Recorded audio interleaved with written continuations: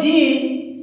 এবার দেখো হয় কি, এইরকম মুখে তুলি ধরে টানো সুন্দর করে, ঘুরিয়ে হালকা করে বাঁকা, বাঁকাকে বলবো তাকা। টিয়া পাখি হচ্ছে দেখো কত সহজে আঁকা। দিয়ে দাও দুটি রেখা, এরকম করো ডানা, সুন্দর করে করো ডানা। এটা তো আমাদের জানা। এই আবার এম, এরকম করো এম, রেখা দুটি সেম।